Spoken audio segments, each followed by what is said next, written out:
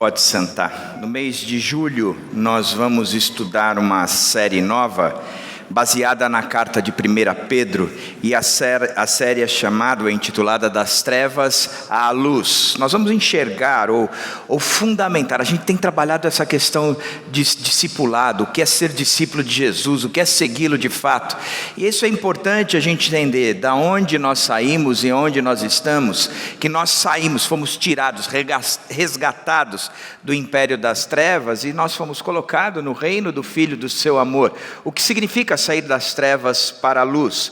Por isso hoje a gente vai estudar a primeira carta de Pedro, capítulo 2, versos 9 e 10, somente 2 versículos, e ele vai fundamentar, será o alicerce para a gente compreender todo esse movimento das trevas para a luz, o que é que Deus nos ensina. Então abre aí a sua Bíblia em 1 Pedro 2, de 9 a 10, e vamos ler o texto juntos. Dou um tempo para você abrir. Tempo dado já.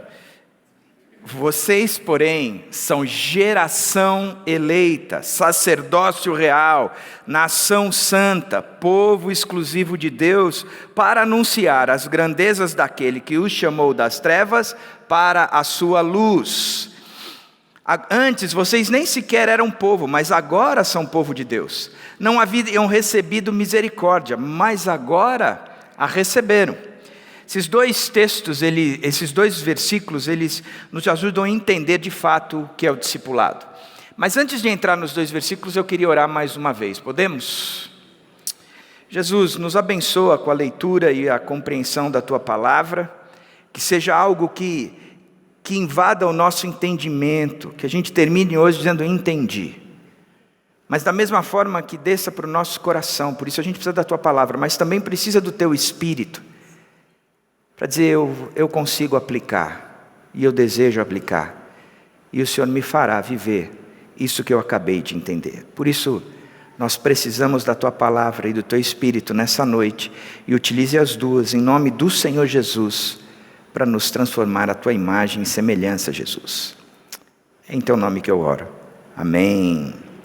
Quero começar com uma questão de identidade, e nós vamos trabalhar 3 pontos essa noite: identidade, propósito e motivação. Identidade, propósito e motivação. Das trevas para a luz, gerou em nós uma identidade, um propósito e uma motivação diferente. O texto diz, vocês porém são.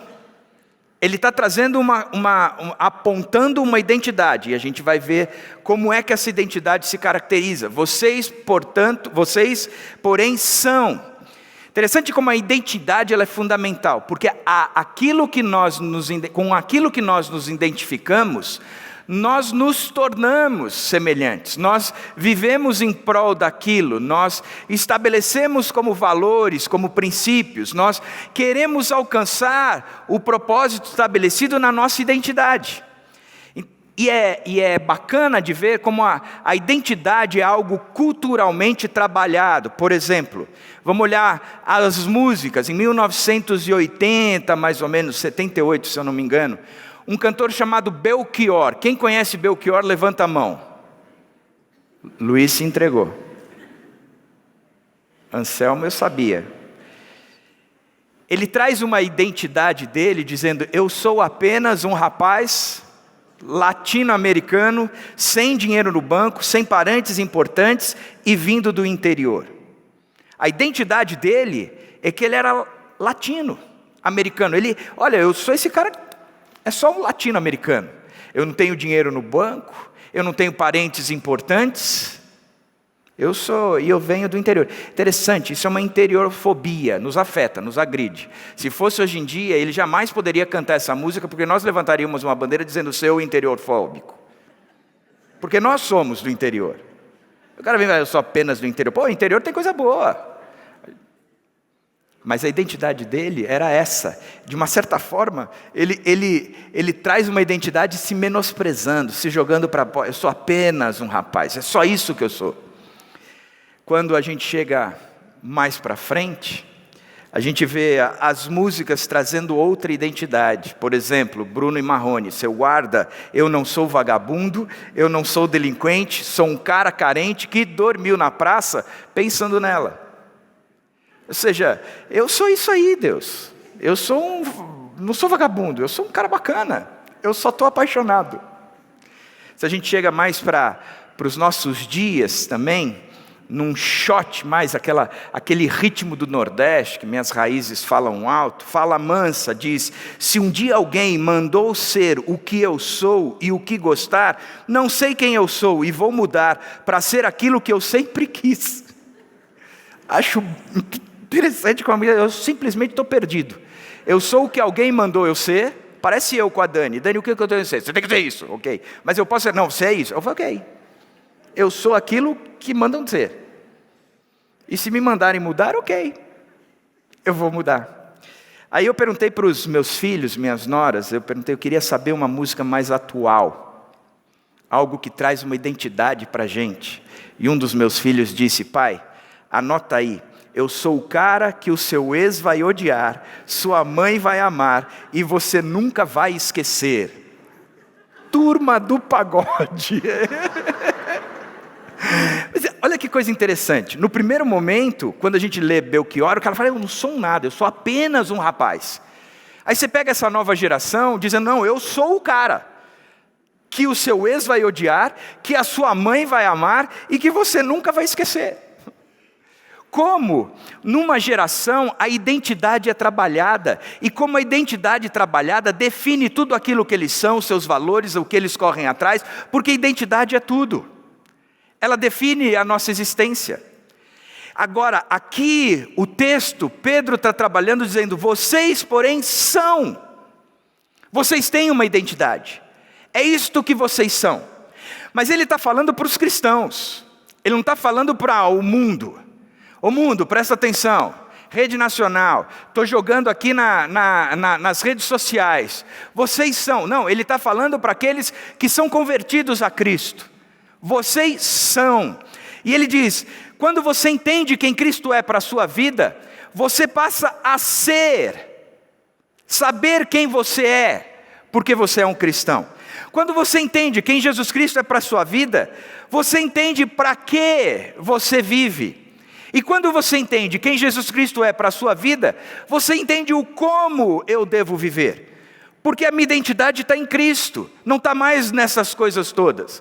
Portanto, eu posso agora ser identificado como um cristão. E eu gosto demais como o CR se apresenta. Eu sou um filho amado, salvo em Jesus Cristo. Essa é a minha identidade. Eu sou um filho amado, salvo em Jesus Cristo.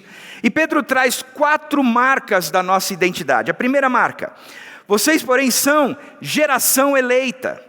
Quando a gente pensa em geração, a gente vem muito voltado para aquelas divisões etárias.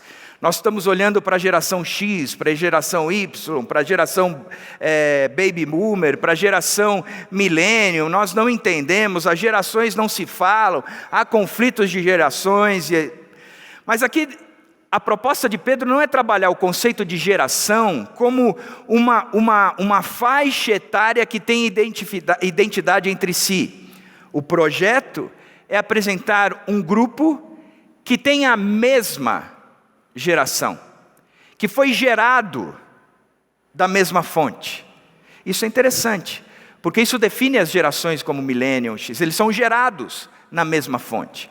Uma geração está respondendo a outra geração, uma geração tem os seus valores, tem a sua identidade, tem os seus propósitos, e ele está dizendo, vocês são uma geração. Agora, olha que coisa interessante, ele diz, vocês são uma geração eleita. Qual é a fonte de vocês? A eleição. Deus os olhou e disse, vocês serão a minha nação, o meu povo, a minha geração. Interessante que uma das coisas que nós precisamos entender é que a Bíblia trabalha no plural o tempo todo e não no singular. Ela trabalha no coletivo. O pão que é nosso. O perdão que é nosso. O Deus que é, ou o Pai que é nosso. e a tentação que é nossa. Em nenhum momento ele está dizendo, o Deus é teu, o Pai é teu, o perdão é teu. Não, é nosso, é comunitário, é coletivo, é do corpo de Cristo. Romanos 8,19, por exemplo, ele trabalha esse conceito do coletivo de forma mais aprofundada. A natureza criada aguarda com grande expectativa. Diz que toda a criação aguarda com grande expectativa. Está ansioso por ver algo. O que é que eles querem ver? Que os filhos de Deus sejam revelados. Olha que coisa. A criação está esperando pela revelação dos filhos de Deus. Aí fora, esse mundo caótico, aquilo que foi criado por Deus está esperando que os filhos de Deus se manifestem, se apresentem, se revelem. Quando Pedro diz geração eleita, ele trata no coletivo, sem dúvida nenhuma, porque a palavra geração ela é coletiva, não é individual. Ou seja, o que nós precisamos entender é que a Bíblia está falando de uma eleição coletiva, e não necessariamente de uma eleição individual. Romanos 8,29. Pois aqueles que de antemão conheceu, também os predestinou para serem conformes à imagem de seu Filho, a fim de que ele, Jesus, seja o primogênito entre muitos irmãos. Uma predestinação, um conhecimento prévio para serem conformes à imagem e semelhança. Então, ele escolhe no coletivo por um propósito, e a gente vai ver isso mais tarde. Porque a gente discute muito eleição, predestinação, livre-arbítrio, mas não tem nada a ver quando a gente entende que isso só existe por causa do propósito. É eleitos para. Portanto, qual era a motivação de Deus quando Ele nos escolhe? Qual é a motivação de Deus quando Ele resolve montar uma nação, um povo? Ele resolve montar uma geração, um sacerdócio, como o texto diz. Qual foi a motivação de Deus? Deuteronômio 7, 7 e 8. Moisés está trazendo para o povo uma consideração de Deus para o povo. Ele diz, o Senhor não se afeiçoou a vocês, nem os escolheu por serem mais numerosos do que os outros povos, pois vocês eram o menor de todos os povos. O que Deus está dizendo, por intermédio de Moisés à nação de Israel, é o seguinte: Deus não escolheu vocês porque vocês são maioria. Deus não escolheu vocês porque vocês são os mais habilidosos. Deus não escolheu vocês porque vocês sabem tudo. Pelo contrário, vocês não são os maiores, são os menores. E por isso que Deus os escolheu. Como nós pensamos de forma diferente, nós escolhemos aquele que nos agregará virtude, valores. Por exemplo, quando a gente jogava algum esporte, quando nós éramos pequenos, ia se dividir as equipes, escolhiam 2 caras, e esses caras escolhiam dentre todos o seu time. Ele começava escolhendo por quem? O melhor. Eu nunca deixei de ser o primeiro a ser escolhido. Impressionante, gente.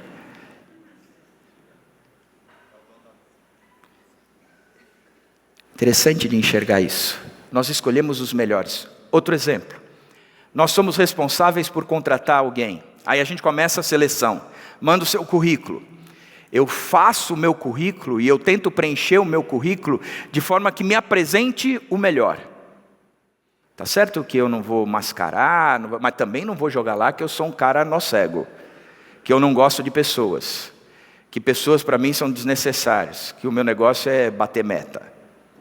Talvez até você coloque. Mas quando eu vou escolher, eu olho para o currículo e falo, esse cara é interessante. Então vamos para uma entrevista.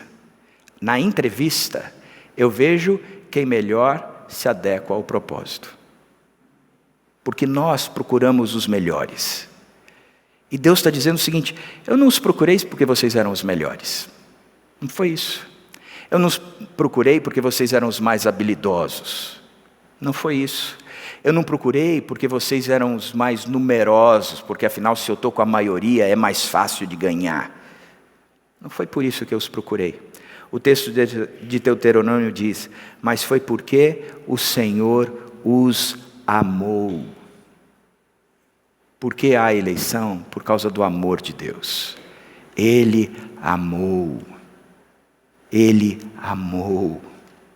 Significa que nós pertencemos a Deus e não tem nada a ver comigo, mas tem a ver com o amor de Deus. Significa que eu posso ser o cara mais pecador da face da terra, o cara que cometeu talvez as maiores atrocidades, mas há um Deus que diz: independente de tudo isso, eu os amo, e o que você fez foi tratado por mim na cruz. Eu simplesmente amo vocês. Deus não nos escolheu por causa da nossa cor, credo, grau de formação, extrato bancário, gênero, caráter, boas obras. Ele nos escolheu porque nos amou. E essa é a nossa primeira marca da nossa identidade. Eu sou uma geração eleita. Nós somos uma geração eleita. Vira para a pessoa que está do seu lado e diz assim: nós somos uma geração eleita. Diga. Aí você que ouviu a pessoa dizer, diz: mas só se nós entendemos quem Jesus Cristo é, porque senão não somos. Entendeu? Nós somos. Essa é a nossa identidade. Nós somos uma geração que Deus amou, que Deus trouxe para perto porque Ele amou. Por que Ele trouxe? Porque Ele amou. Por que não trouxe outro? Eu não sei. Eu sei que Ele amou, Ele ama e Ele sabe as coisas. E Deus traz para perto. E Ele torna uma geração que Ele amou, e ponto. Ponto. Eu sou um filho amado de Deus, salvo em Jesus Cristo. Essa é a minha identidade. Eu faço parte de uma geração eleita. O texto continua dizendo, vocês são geração eleita, mas também um sacerdócio real. O ponto aqui é que já fomos escolhidos, portanto nós temos total liberdade de entrar na presença de Deus, porque não estamos mais mortos, não dependemos de mais ninguém, nós temos livre acesso para agora ouvir o que Deus fala e escutar, porque um morto não sabe disso, não sente o toque, não sente o afago, não ouve a palavra, mas agora não. Nós podemos. E por que nós podemos? Porque a Bíblia diz que a nossa identidade é que nós somos um sacerdócio real. O que isso significa? No Velho Testamento, a Bíblia nos aponta que Israel tinha um sacerdócio, mas que no Novo Testamento, o povo de Deus é o sacerdócio. Por que Israel tinha? Porque Deus habitava num lugar chamado Lugar Santíssimo. Ali estava a Arca da Aliança e era onde Deus aparecia, se apresentava, e somente o sumo sacerdote, ou seja, no escalão mais alto dos sacerdotes, somente aquele sumo sacerdote é que tinha o direito de entrar ali. Em geral era uma vez por ano. Mas para ele entrar ali, ele tinha que passar por vários rituais. Ele era colocado na frente do templo, voltado para toda a congregação. Ali era despido, ele era lavado, ele era banhado, as suas imundícias eram tratadas diante de todos. Aí, com tudo isso tratado, ele podia entrar naquele lugar. E naquele lugar ele ia oferecer o sacrifício, ele ia tratar o povo, ele ia trazer Deus, conhecedor do povo, porque o sacerdote era aquele que trazia o povo para perto de Deus. O sacerdote fazia tudo isso e só ele podia fazer isso. Mas diz que quando Jesus Cristo, naquela cruz, gritou: está consumado, o véu se rasgou de cima para baixo, abrindo em duas partes. O que isso significa? Que agora não é mais o sumo sacerdote que faz esse movimento. Israel não tem esse sacerdócio somente, mas agora o povo de Deus é o sacerdote. Ele tem o sacerdócio. Ele pode agora todos entrarem na presença de Deus. Que Deus!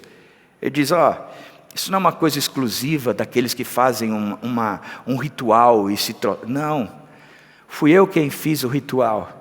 Portanto, vocês podem agora chegar na minha presença, entrar com livre acesso, intrepidez, ousadia, podem vir conversar comigo, eu vou falar, vocês vão me ouvir, eu vou tocar, vocês vão sentir o toque, vocês vão perceber o afago, o cuidado, o meu amor por vocês, porque agora vocês podem entrar livremente na minha presença, não há mais nada que nos impeça, que nos distancie. Nós temos paz com Deus agora, por causa de Jesus Cristo. Então nós somos um sacerdócio real. Não é um sacerdócio de uma seita qualquer, mas é um sacerdócio de um reino, cujo rei é Jesus Cristo. Nós temos agora esse livre acesso à presença desse Deus, que é o ser criador de todo o universo, que pela palavra chama a existência. Nós podemos chegar na presença dEle. Ele está dizendo, esta é a sua identidade, essa é a identidade do sacerdócio real, daqueles que fazem parte da geração que é eleita. Portanto, a segunda marca da nossa identidade é fazer parte desse sacerdócio real. Nós somos sacerdotes do Rei Jesus. Terceira característica ou marca, ele diz que nós somos uma nação santa. Veja que mais uma vez Pedro está apontando para uma nação, ou seja, para um coletivo. Ele não está dizendo, você é um cara santo. Vocês são uma nação santa. Vocês são isso. A igreja, o meu corpo, o meu povo é uma nação santa. O que é uma nação? Uma nação é aqueles que vivem sujeito às mesmas leis, costumes, língua, hábitos, etc. Isso é uma nação. Que tem uma identidade própria, que defende um território, que faz parte de um grupo da onde se originou e ali foi desenvolvendo os hábitos. A comida brasileira, o jeitinho brasileiro, o futebol brasileiro, enfim, as marcas de uma nação. Deus está dizendo que nós somos uma nação, mas uma nação santa. O que é santa? Na nossa cabeça a gente já pensa na Madre Teresa de Calcutá, ou, sei lá, no Anselmo, aquele ser que anda a 2 metros de altura, que a gente olha e diz não há pecado. O oposto do Olavo, santo. Santo. O que é santo? Santo é separado. Quando você vê Jesus falando a nosso respeito com Deus, em João 17, ele diz, eles não são do mundo, como eu também não sou. Não rogo que os tires do mundo, mas que os protejas do maligno.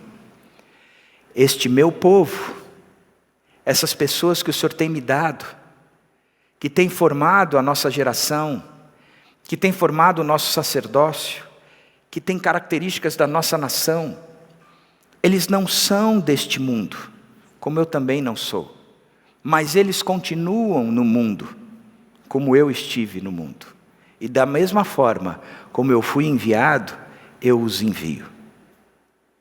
Ou seja, é uma nação que não tem mais a identidade do mundo, mas tem a sua própria marca.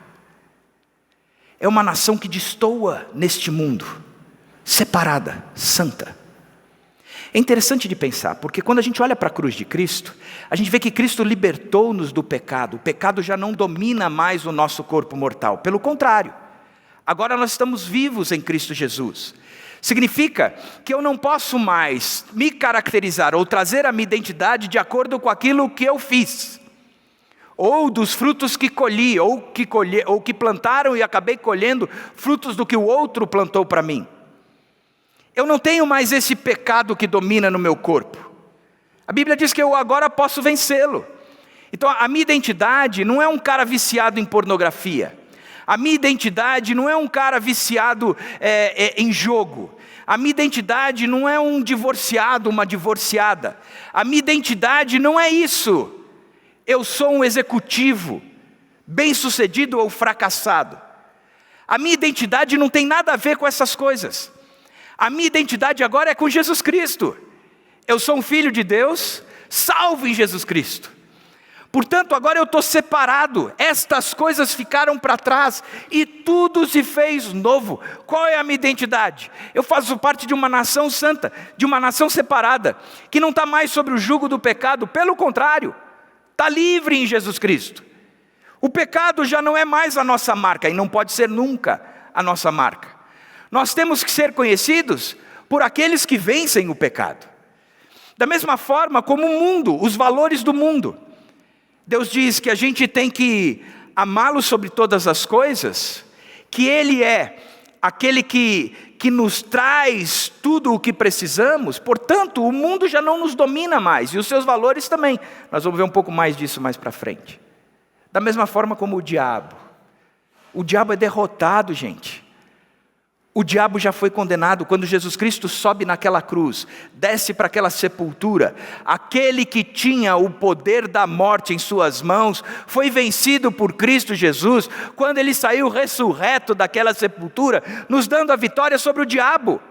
O cristão já é vitorioso em relação ao diabo. Eu vejo tanta gente com medo do diabo, gente, mas tanta gente. É o diabo isso para mim. Gostaram do trocadilho? Pensei pra caramba para falar isso. Pois é, esquisito isso, né? Porque ainda não encontraram a sua identidade. Nós somos uma nação santa. Nós estamos no mundo, mas não pertencemos mais ao mundo. Nós somos um sacerdócio real. Nós estamos no mundo, mas o nosso rei é outro, que não é o que jaz no maligno, mas é o Deus, o Senhor da história. Nós estamos no mundo, mas eu não sou mais regido pelos meus pecados. Pelo contrário, eu faço parte de uma nação santa. É isso que eu sou. É isso que eu sou. Que Deus, né? Que Deus. E ele continua numa última marca dizendo: vocês, porém, são geração eleita, sacerdócio real, nação santa, povo exclusivo de Deus. Quando Deus diz que Ele é o único Deus, lá Ele vai estabelecendo os 10 mandamentos. Aí o primeiro mandamento Ele diz: eu sou o único Deus, ou seja, eu sou necessário. Eu sou Deus porque eu sou único. Você precisa de mim. Existe aqui uma questão de dependência. Você existe hoje na dependência de mim. Ok, eu entendi. Qual é o segundo mandamento? Você não vai criar ídolos para você. Coisas que substituam este Deus que é necessário. Coisas que se te faltarem, você vai dizer, não tem razão para viver. Não. Se essas coisas faltarem, eu continuo tendo tudo o que eu preciso, que é Deus. Entenderam? O que isso significa? Significa que eu sou um povo exclusivo de Deus. Quando Ele diz, vocês não vão criar para vocês ídolos, porque eu sou exclusivo. O outro lado da moeda, ele está dizendo, mas vocês também são exclusivos. Porque vocês são o meu povo exclusivo. Eu não tenho povos, eu só tenho vocês. Eu os escolhi porque eu os amei. Eu lhes dei o sacerdócio real. Eu fiz de vocês a nação santa. Por isso, vocês são o povo exclusivo. Eu tenho compromisso com vocês. Eu vou cuidar de vocês. Eu vou protegê-los. Significa que nós não estamos mais debaixo do jugo do pecado, do mundo. Nós não estamos mais debaixo do diabo. Pelo contrário, agora nós estamos debaixo da cuidadosa mão de Deus. Somos encharcados pela graça do nosso Senhor Jesus Cristo. Aquela graça que Ele diz, vocês não precisam de mais nada, porque a minha graça te basta. Ele dá tudo o que nós precisamos. E estamos repletos, satisfeitos, com o tanque cheio, cálice transbordando na presença desse Deus. Sabe por quê? Porque nós somos o povo exclusivo dEle. E povo exclusivo é povo exclusivo. Ele vai separar o melhor para a gente. Ele vai guardar o melhor lugar na fila. Ele vai preparar uma mesa na presença dos adversários. Ele vai te levar para junto das correntes de água. Ele vai te apresentar os pastos verdejantes. Vai te fazer guiar pelas veredas da justiça por amor ao seu nome. Ele vai estar com você, mesmo que você ande pelo vale da sombra da morte. Ele vai tirar de você o medo, porque Ele estará com você. Porque você é povo exclusivo. Nós vamos enfrentar todas as coisas, porque nós pertencemos a Ele. Eu sou um filho amado de Deus, salvo em Jesus Cristo. Essa é a minha identidade. Mas o texto continua fazendo a síntese. Vocês, porém, são. Não é que serão. Vocês, porém, são. Isso já é. Isso não é futuro. É agora. Isso já aconteceu. Ele nos tirou do império das trevas e nos colocou no novo reino. O reino do Filho do seu amor. Portanto, agora nós estamos na luz que é Jesus. Ele nos tirou das trevas e nos colocou nas luz. Na luz tudo fica claro. A luz sempre vence as trevas. Não há trevas maior que a luz, por menor que a luz seja.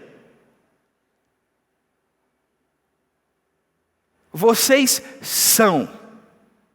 Qual é a minha identidade?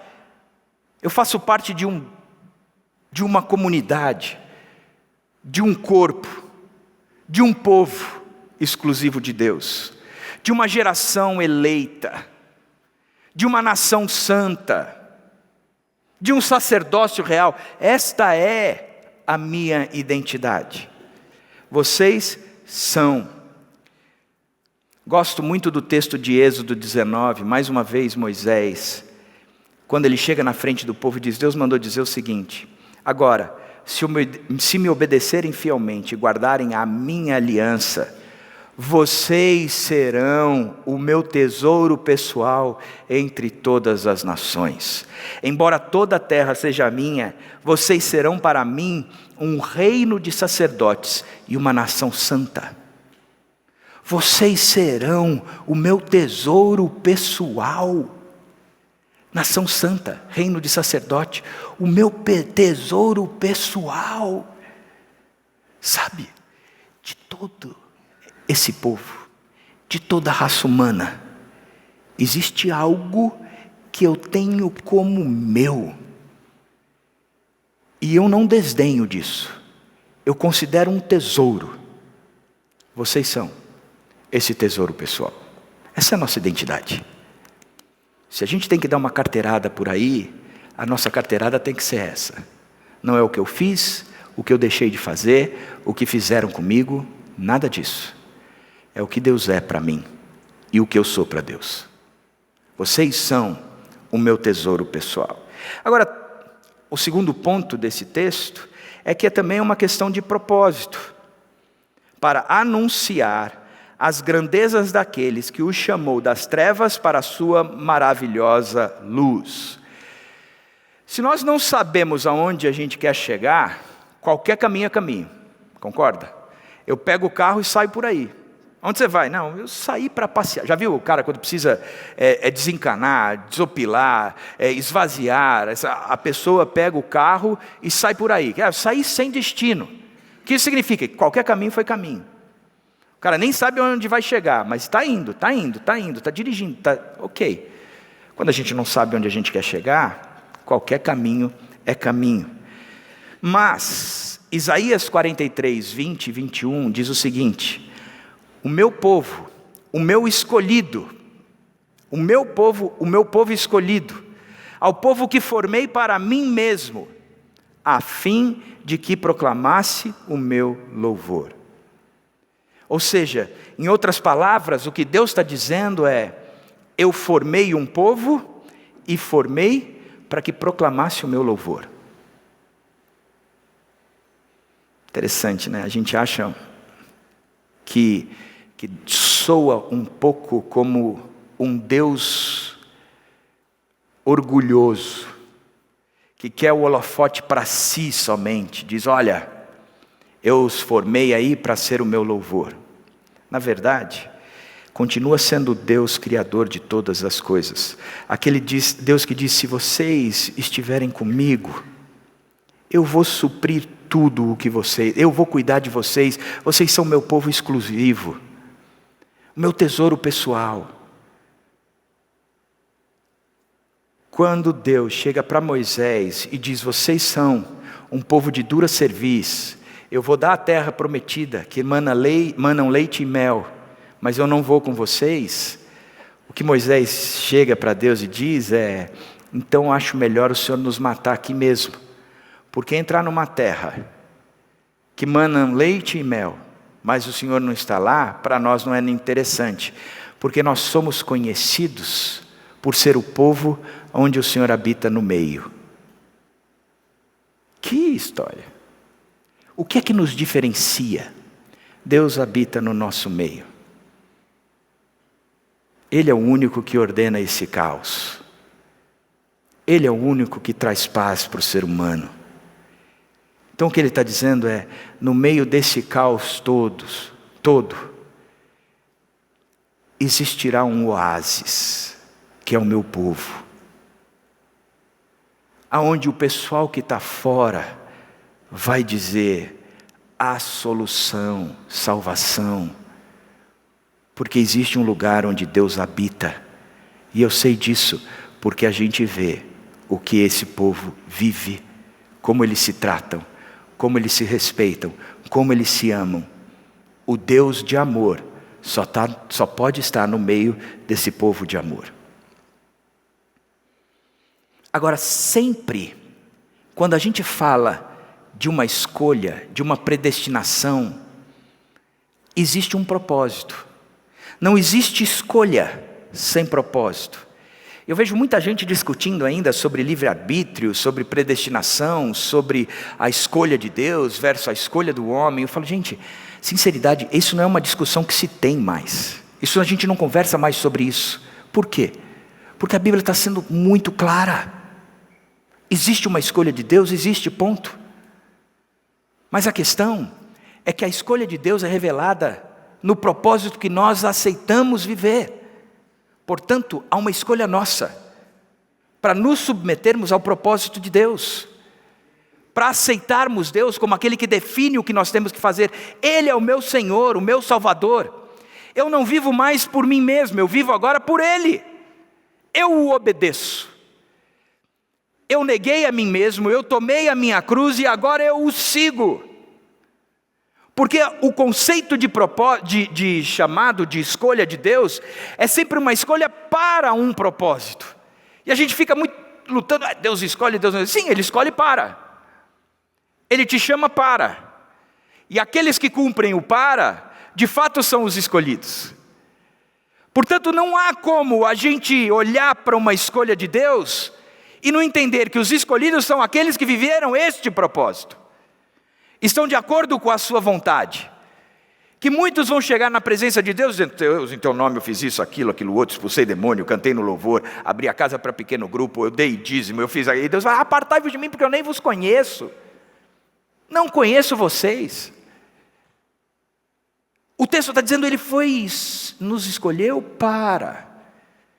Então, se a gente quer saber se fomos escolhidos ou não, a gente tem que olhar o propósito, se cumprimos o propósito de Deus. E ele diz, por exemplo, em Efésios 1:5, em amor nos predestinou para sermos adotados como filho, por meio de Jesus Cristo, conforme o bom propósito da sua vontade. Ele nos predestinou para sermos adotados como filho. Efésios 1:11, nele fomos também escolhidos, tendo sido predestinados conforme o plano daquele que faz todas as coisas, segundo o propósito da sua vontade. Fomos predestinados segundo o propósito da sua vontade. Romanos 8:29, esse muita gente trabalha dizendo: não, Deus que escolhe, ok.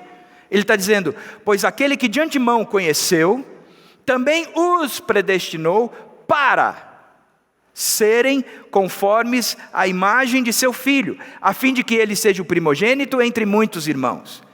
Existe uma escolha de Deus, existe um propósito de Deus. Que a escolha só é revelada quando aquele que recebe o propósito vive o propósito. Caso contrário, não existe. É claro. Ok, eu quero saber se eu faço parte do povo de Deus. Olhe o propósito. Você tem cumprido o propósito? Você tem vivido de acordo com o propósito? a sua vida reflete o reino de Deus, aí fora da igreja, o pessoal olha para você e fala: ali existe um oásis no meio desse caos todo. Alguém que encontrou Deus, alguém que faz parte da nação santa, do povo de propriedade exclusiva, do sacerdócio real, da geração eleita. Eu posso ir para lá porque Ele tem revelado esse propósito nele mesmo. O propósito da salvação, da escolha. Portanto, não há escolha sem o cumprimento do propósito. E não tem essa discussão da escolha, porque tem o propósito. Hebreus 6, ele é muito claro nisso, diz que tem gente que entende a escolha, mas nega o propósito. Tal pessoa tem um endurecimento tal de coração que nunca mais será ou virá a se arrepender. Hebreus 6. Pesa sobre nós,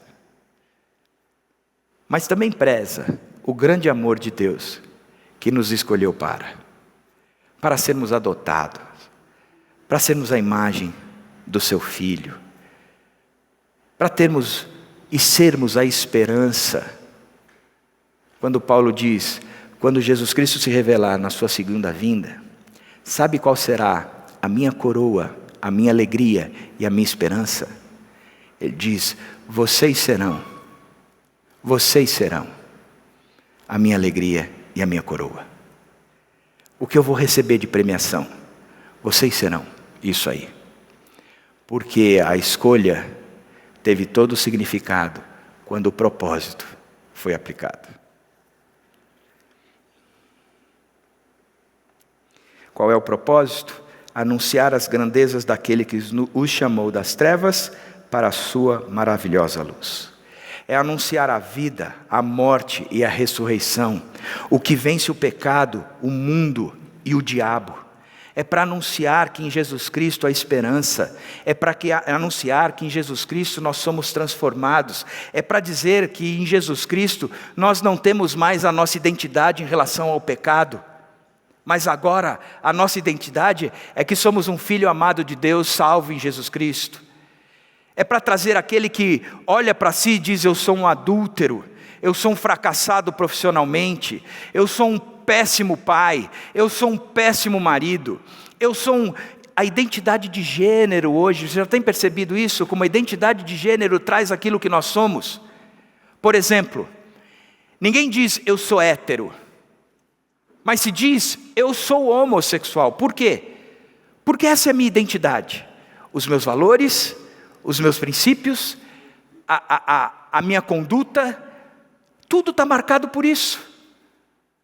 Quantas e quantas vezes eu tenho conversado com gente que diz, eu sou um adúltero, não gostaria de ser. Eu falo, cara, esse cara está na beirinha para entender que a identidade dele não é essa. Mas quando Deus subiu naquela cruz, Ele subiu por causa do adultério. Ele subiu por causa da corrupção. Ele subiu por causa da mentira. Ele subiu por causa da glutonaria. Ele subiu por causa do pecado. Porque Ele ama o pecador e Ele quer vê-lo transformado. A identidade é outra. Existe um propósito. Existe um propósito. É anunciar os atributos de Deus. Um Deus que não muda. Quem esteve aqui, as mulheres que participaram dos estudos às terças-feiras à noite online, estudaram este mês os atributos de Deus. E a Lari começou dizendo do Deus imutável. Ele não muda.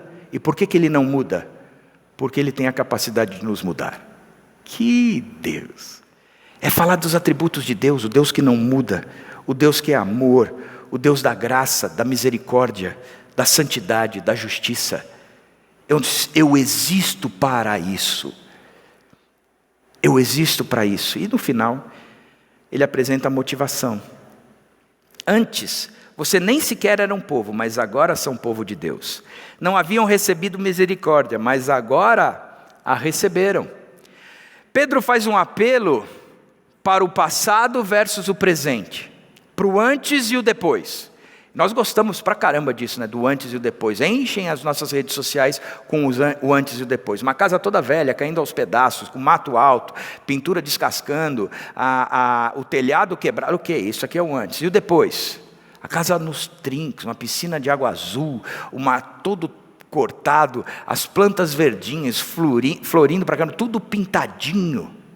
Antes e depois. Antes. Aquela pessoa gorda, obesa, vai começar a fazer o exercício, não consegue fazer o primeiro, o depois.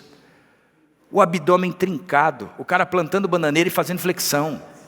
Você fala, cara, isso eu nunca entendi, para mim isso é fake.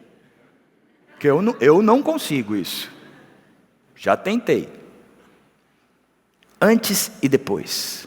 Antes e depois. Paulo diz, antes, vocês nem sequer eram um povo. Vocês estavam perdidos, desgarrados. Vocês andavam cada um por sua própria vontade. Não tinham identidade nenhuma. Mas agora, vocês são povo de Deus. Antes, vocês não tinham misericórdia. Vocês se julgavam pelos próprios pecados, pelas suas próprias falhas, por aquilo que vocês tinham conquistado. Vocês consideravam o mérito algo que os identificava, mas sabiam que não eram nada. Mas agora, a misericórdia está sobre vocês.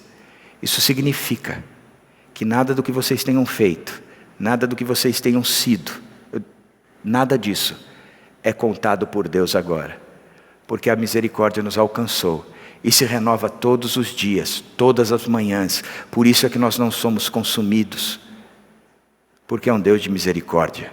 Não nos considera por aquilo que fizemos, mas Ele nos considera por causa do grande amor com quem nos amou. Essa é a nossa identidade. Isso nos motiva. Eu era assim, agora eu sou assado. Eu era cego, agora eu vejo. Eu era adúltero, agora eu sou fiel. Eu era um fracassado, agora eu sou alguém que tem um sentido, um significado, um propósito. Isso vai de vento em popa, porque o Senhor é a minha vitória. E eu vou correr atrás disso, eu vou viver por causa disso. Isso me traz todo o significado do mundo. É isso que nós somos. Uma geração eleita, um sacerdócio real, uma nação santa, um povo exclusivo de Deus, que outrora nem povo era, mas agora é um povo, que outrora nem misericórdia tinha, mas agora está imerso na misericórdia. Um povo, essa é a minha identidade. Eu sou com vocês o povo de Deus. Deus abençoe ricamente a sua vida.